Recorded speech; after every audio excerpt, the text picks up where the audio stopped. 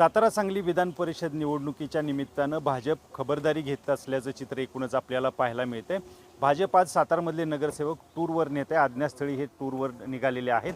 ज्या ठिकाणी हे सगळे नगरसेवक जमलेत त्या ठिकाणी मी आता उभा आहे। तुम्हाला इथलं सगळं मी दृश्य दाखवतोय। ज्या बसमधून ते जाणार आहेत ही बस मी तुम्हाला दाखवतोय आणि सगळ्यात महत्त्वाचं म्हणजे ते ज्या ठिकाणी हे सगळे नगरसेवक जमलेले आहेत तिथला परिसर सुद्धा मी तुम्हाला दाखवतोय। आपण समोर पाहिलं तर सगळे हे नगरसेवक या एका ठिकाणी जमलेले आहेत।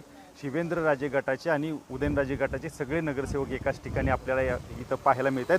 खरं पाहायला गेलं तर या ठिकाणी महायुतीकडून भाजपचे उमेदवार आहेत धैर्यशील कदम आणि कुठलाही दगाफटका होऊ नये यासाठी भाजप सध्या या ठिकाणी खबरदारी घेताना चित्र आपल्याला एकूणच पाहायला मिळते।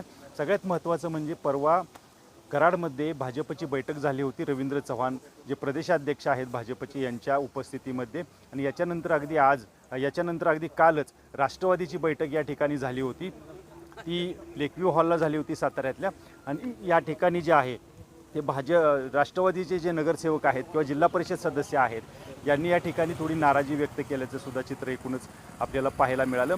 यात सगळ्यात महत्त्वाचं सांगायचं झालं तर यामध्ये राष्ट्रवादीची आणि शिवसेनेची भूमिका जी आहे ती खूप महत्त्वपूर्ण ठरणार आहे।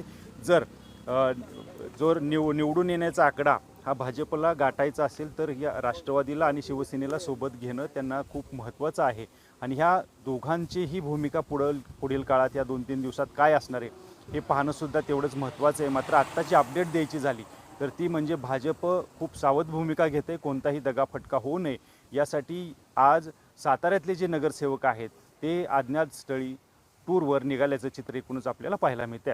कॅमेरामन तुषार जाधव समी सचिन जाधव न्यूज 18 मराठी सातारा।